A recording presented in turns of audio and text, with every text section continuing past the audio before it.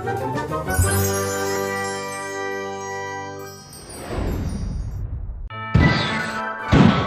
गांव में राजेश्वरी नाम की औरत रहती थी। उसकी 2 बेटियां थीं, लता और गीता। लता बड़ी बहन और गीता छोटी बहन, दोनों कॉलेज में पढ़ती थीं। दिन गुजरते गए और एक दिन सुबह लता कॉलेज जाने के लिए तैयार होते हुए अलमारी में अपने ड्रेस को ढूंढ रही थी, पर अलमारी में ड्रेस नहीं थी।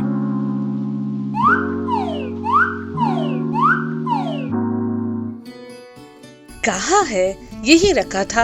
क्या हुआ? माँ, माँ कहकर माँ को बुलाने लगी। उसकी माँ राजेश्वरी आकर, क्या बेटी, क्या चाहिए? अलमारी में मेरी ड्रेस होनी चाहिए, दिखाई नहीं दे रही। तुमने कहीं देखी है क्या? नहीं बेटी, नहीं देखा।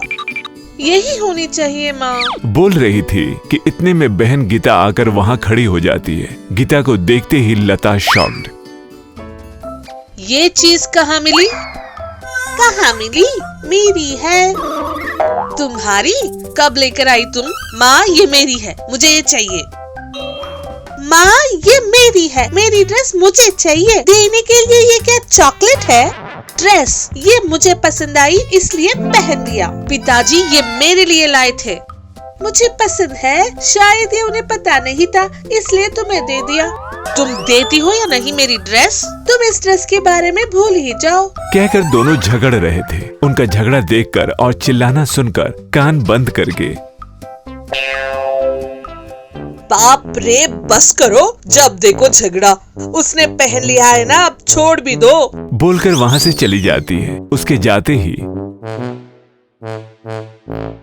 देखा ना, माँ ने मुझे ही पहनने को कहा। तुम अब इस ड्रेस के बारे में भूल ही जाओ, बोलकर चिढ़ाते हुए हंसते हुए वहाँ से चली जाती है। इस तरह दोनों बहनें किसी न किसी बात पर हर रोज झगड़ा करती रहती। ये झगड़े उनकी माँ के लिए सर दर्द बन गए थे। दिन गुजरते गए और एक दिन गीता हॉल में बैठकर टीवी में अपने पसंद की मूवी देख रही थी। आहा, आज ये मूवी पूरी खत्म होने तक यहाँ से बिल्कुल नहीं हटूंगी, बोलकर अपना चेहरा टीवी के सामने रखकर बैठी थी, जो देखकर लता, अपने पसंद की मूवी देख रही हो? अभी बताती हूँ, बोलते हुए आकर टेबल पर रखे रिमोट को लेकर चैनल बदल देती है, जो देखकर गीता शॉक्ड। चैनल क्यों बदला? मैं देख रही हूँ ना। बहुत देख लिया तुमने, हमें भी तो देखना है। मुझे वही पसंद है, वही देखूंगी। क्या पसंद है तुम्हें? मुझे ये मूवी बहुत पसंद है, मैं यही देखूंगी। मैं यही देखूंगी, मैं वही देखूंगी। मुझे ये मूवी चाहिए, कहकर दोनों रिमोट पकड़कर झगड़ा कर रही थी। उतने में उनकी माँ आकर टीवी ऑफ करके, ये बच्चे भी ना, अब देखो जिसको जो पसंद है वो चैनल, बोलती है, जो सुनकर दोनों बहनें शॉक्ड हो जाती हैं। लता उठकर वहाँ से जाते हुए, जाओ देखो तुम्हारी पसंद की मूवी, बोलती हुई गई, जो देखकर गीता को बहुत गुस्सा आया। तुमने मुझसे पंगा लिया है ना, दिखाती हूँ कि मैं क्या हूँ, मन में सोच रही थी।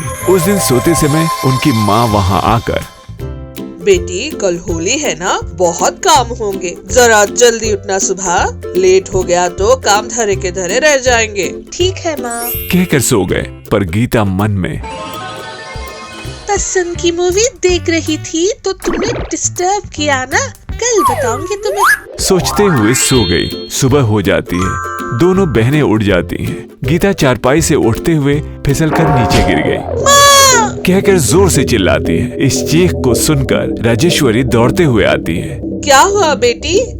लगता है नींद में उठी थी माँ, वहाँ पर जमीन गीली थी, बिना देखे पैर रखकर फिसल गई, बिल्कुल उठा नहीं जा रहा माँ। अच्छा, धीरे से उठो जरा, कहकर बेटी का कंधा पकड़कर उठाने की कोशिश कर रही थी। गीता बहुत दर्द दिखा रही थी। माँ, मेरे बस में नहीं है, यही ऐसे ही रहूंगी, बहुत दर्द हो रहा है माँ, कमर टूट गई लगती है, कहकर चिल्ला रही थी, जो देखकर लता, अच्छा ठहरो, अभी डॉक्टर को फोन करके बुलाती हूँ। इस तरफ एक, उस तरफ एक, 2 इंजेक्शन लगाएंगे, सेट हो जाएगा, कहती है। डॉक्टर की बात सुनकर गीता, डॉक्टर डॉक्टर किस लिए? नहीं नहीं, एक दिन रेस्ट लूंगी तो वही ठीक हो जाएगा। बोलती है, जो सुनकर लता को सब समझ में आ गया। तुरंत माँ से, माँ ये काम से बचने के लिए नाटक कर रही है, ये सब झूठ बोल रही है। अगर तुम गिरोगी तो तुम्हें तब पता चलेगा दर्द क्या है। कहकर फिर से दोनों झगड़ा शुरू कर रहे थे कि राजेश्वरी, अरे बस करो बेटी लता, वो क्यों बेकार में दर्द कहेगी, बोलो। दर्द कम होने तक रेस्ट लेने दो, दर्द कम नहीं हुआ तो शाम को डॉक्टर के पास ले चलेंगे। बोलती है। लता बिना कुछ कहे ठीक है कहते हुए सर हिलाती है। गीता धीरे से चारपाई पर आकर सो जाती है। लता और राजेश्वरी दोनों काम कर रहे थे, दोनों काम में लगे थे। अब इसे कैसे रुलाऊं? हाँ, ऐसा करूंगी तो फिर जीवन भर मुझसे पंगा नहीं लेगी। मन में सोचते हुए ऊपर से माँ को सुनाते हुए, हे भगवान, क्यों मुझे इतना कष्ट दिया तुमने? ये लोग कामों में बहुत बिजी है, अब मेरे काम कौन करेगा? किस लिए मुझे इतना दुख? किस लिए मेरा ऐसा कर्म? मैंने कौन से पाप किए हैं स्वामी? बोलकर जोर से रोने का नाटक कर रही थी। इन बातों को सुनकर राजेश्वरी, क्या चाहिए बेटी? घर के काम मैं खुद ही कर रही हूँ, दीदी तुम्हारा ख्याल रखेगी। कुछ भी चाहिए हो तो दीदी को बोलो, कहती है। जो सुनकर उधर ही बैठी लता शॉक्ड हो जाती है। माँ मैं नहीं करूँगी, वो तुम्हारी छोटी बहन है, किसी दूसरे के लिए कर रही हो क्या? माँ के बाद माँ के समान हो, करो बेटी। वो ठीक होती तो क्यों कहती, बोलो। उसके सब नाटक है माँ। तुम पास रहकर छोटी बहन को क्या चाहिए देखो, मैं घर के काम कर लूंगी। बोलकर वहाँ से चली जाती है। माँ के जाते ही गीता, हाँ दीदी, मुझे अर्जेंट कॉफी चाहिए, बोलती है। लता शॉक्ड ठीक है कहकर जैसे ही पीछे मुड़ती है, रुको रुको, बोलती है रुककर पीछे मुड़कर, क्या कॉफी नहीं टी बना कर ले आओ, बोलती है। लता ठीक है कहकर जैसे ही पीछे मुड़ती है, फिर रोककर गुस्से में लता, अब क्या याद आया? कुछ याद नहीं आया, पर कॉफी टी नहीं दोनों मिक्स करके ले आओ, कहती है। लता शॉक्ड, ऐसा कोई पीता है क्या? मैं पीती हूँ, जाकर ले आओ, बोलती है। लता वहाँ से चली गई। जैसे गीता ने कहा था, दोनों मिलाकर लाती है। कप लेने का नाटक करते हुए हाथ में गिरा देती है। वो कप टूट जाता है, जो देखकर लता शॉक्ड, सॉरी दीदी, हाथ में ताकत नहीं है, फिसल गई, जरा कपड़ा लाकर पोंछा तो करो, बोलती है। लता को बहुत गुस्सा आता है, पर माँ की बात याद करके चुप रह जाती है। इस तरह उस दिन गीता लता से सारे काम करवाती रहती है। शाम होने पर, देखा ना मुझसे पंगा लेने पर क्या हुआ, समझ में आया या नहीं? मैं अपने पसंद की मूवी देख रही थी तो रिमोट छीन लिया था तूने, अगली बार मुझसे पंगा मत लेना, बोलती है। उसकी बात सुनकर लता शॉक्ड, दोनों हाथ उठाकर तुम्हें तो मारने के लिए आगे आती है। उतनी ही में गीता, माँ, कहती है। उसकी बात सुनकर लता हाथ नीचे कर लेती है।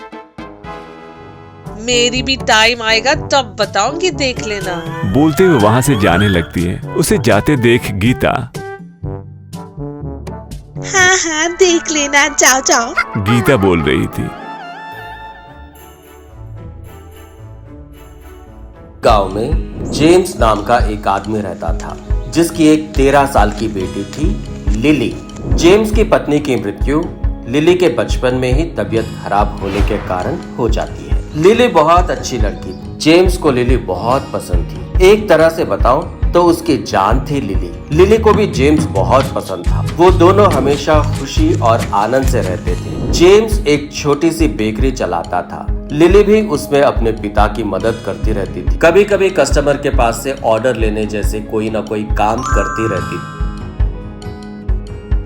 एक दिन लिली जेम्स बेकरी में काम कर रहे थे। उन्हें जोर जोर से चिल्लाने की आवाज सुनाई देती है, जो सुनकर वो दोनों क्या हुआ होगा सोचकर बाहर आकर देखते हैं। आकर देखने पर वहाँ एक मोटी सी औरत 13 साल के लड़के को मार रही थी, पर वो लड़का बिना कुछ बोले कवर में कुछ जोर से पकड़े हुए था, जो देखकर जेम्स दौड़ते हुए उस औरत के पास जाता है। बच्चे को मारती हुई औरत को रोककर, क्या हुआ जी, क्यों इस लड़के को मार रही हो? इसने हमारी दुकान में दवाइयाँ चुराई है जी। कितनी हिम्मत होगी तो ये ऐसा काम करेगा, कहते हुए फिर से मारने लगती है, जो सुनकर जेम्स उसे रोककर, रुकिए रुकिए, किस लिए बार बार मार रही हो? बोलकर उसे रोककर बच्चे से बेटे, ये दवाइयाँ किसके लिए हैं? पूछता है। तब वो बच्चा, मेरी माँ के लिए है। दवाई खरीदने के लिए मेरे पास पैसे नहीं है जी, पर अगर ये दवाई सही समय पे नहीं पहुँची तो माँ नहीं बचेगी, कहता है। जो सुनकर जेम्स की आंखों में से आंसू आने लगते हैं। वो उस औरत की तरफ देखकर उन दवाइयों के रुपए दे देता है और अपनी बेकरी में से कुछ ब्रेड और जैम कवर में डालकर देता है। उसे लेकर वो बच्चा तुरंत दौड़ते हुए चले जाता है, जो देखकर लिली अपने पिता से, क्या है पापा, ये अपने पास ही पैसे नहीं है और आपने उसे पैसे दिए और ऊपर से ब्रेड जैम भी दिया है। अपना कितना लॉस होगा पता है। और तो और वो बिना थैंक्स कहे चला गया, कहती है। बगल में खड़ी मोटी औरत भी, आपकी बेटी सही बोल रही है। अगर आप इसी तरह सब कुछ दान करते रहे तो कल आपके लिए क्या बचेगा बताइए, कहते हैं। जो सुनकर जेम्स उन दोनों से, अच्छा ही बेचोगी। देखो लिली, उसने हमें थैंक्स अभी नहीं कहा होगा, पर जब वो उस ब्रेड के टुकड़े को खाएगा और अपनी माँ को खिलाएगा तब हर सेकंड मुझे 1000 बार थैंक्स कहता रहेगा। फिर भी कुछ चाहकर करने वाली मदद नहीं व्यापार होगा। वो कष्ट में है। इंसान की तरह हमसे जितना हो पाए हमें करना चाहिए, वही इंसानियत है, कहकर बताता है। जो सुनकर लिली नाराज होकर, उस इंसानियत से अपना कोई लाभ होगा डैडी, अपना एक समय का गुजारा भी नहीं होगा, कहती है। जो सुनकर जेम्स, अपना गुजारा नहीं हुआ तो क्या हुआ, एटलीस्ट हम लोग अपने बेकरी में से ब्रेड खाकर भी जिंदा रह सकते हैं। पर अगर वहाँ उसकी माँ को वो मेडिसिन नहीं मिली तो उसकी माँ हमेशा के लिए उससे दूर हो जाएगी। क्या ज्यादा जरूरी है बताओ, बोलकर पूछता है। जो सुनकर लिली कुछ नहीं कह पा रही थी और साइलेंट हो जाती है। जो देखकर जेम्स, ठीक है चलो जाकर तुम्हारी पसंद का फ्राइड चिकन बनाकर खाते हैं, बोलकर उसे ले जाता है। ये सब देखकर वो मोटी औरत, ये नहीं बदलेंगे, सोचकर वहाँ से चली जाती है। लिली के पसंद का फूड बनाकर उसे अच्छी कहानी सुनाते हुए सो जाता है। इस तरह जेम्स लिली खुशी खुशी रहते थे। जेम्स की दूसरों को मदद करने की आदत नहीं बदलती, हमेशा किसी न किसी की मदद करता ही रहता। इस तरह 10 साल गुजर जाते हैं। अपनी लिली भी बड़ी हो चुकी थी। अब जेम्स और लिली मिलकर बेकरी चला रहे थे। एक दिन जब लिली बेकरी में थी तब वहाँ एक बूढ़ा आदमी आता है। आकर लिली को देखकर, कुछ खाने के लिए हो तो दे दो अम्मा, बहुत भूख लग रही है, कहकर पूछता है। जिस पर लिली, क्यों भीख मांगते हुए तुम्हें शर्म नहीं आती है क्या?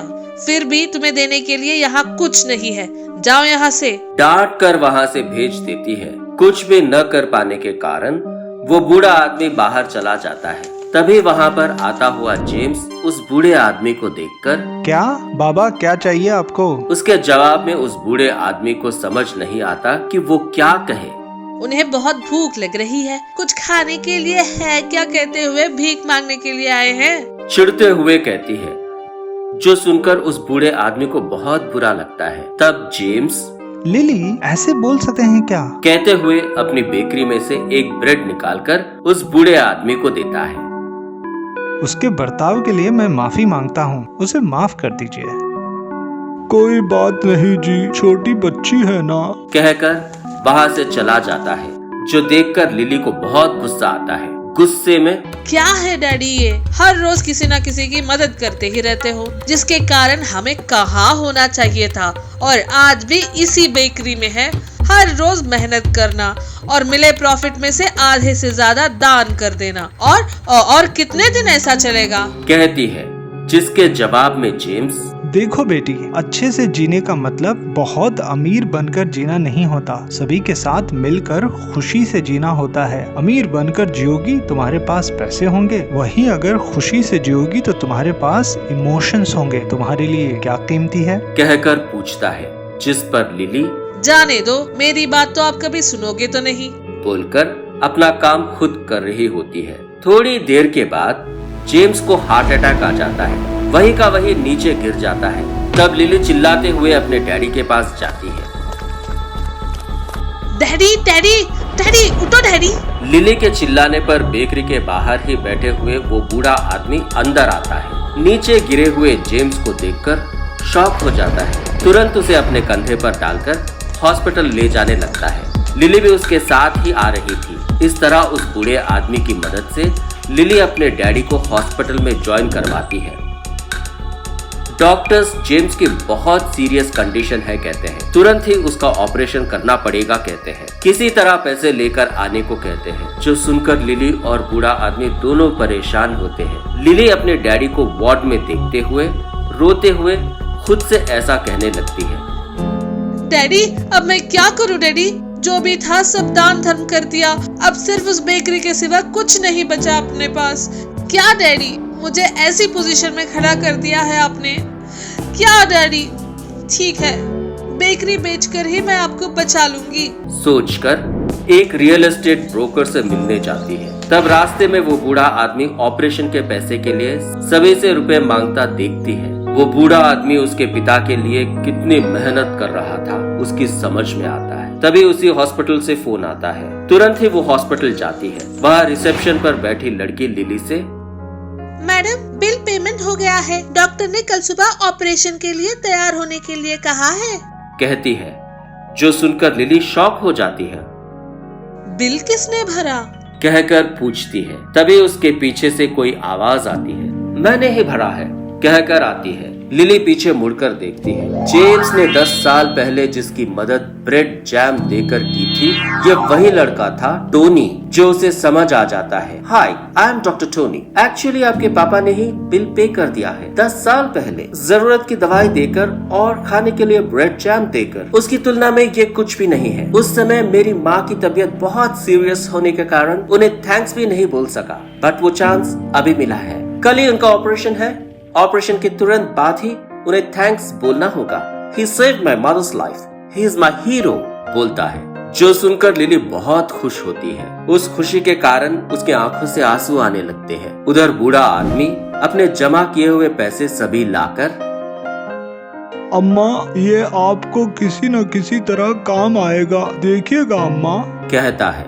जो देखकर लिली को उसके लिए डैडी ने इंसानियत के बारे में जो बातें कही थी वो वहाँ दिखाई देती है। जेम्स की अच्छाई ने ही उसे बचाया। इस तरह जेम्स का ऑपरेशन होता है। जेम्स के उठते ही लिली से जो कुछ भी हुआ वो पूरी बात बताती है। जो सुनकर जेम्स खुशी से लिली से, समझ में आया, good comes back to you.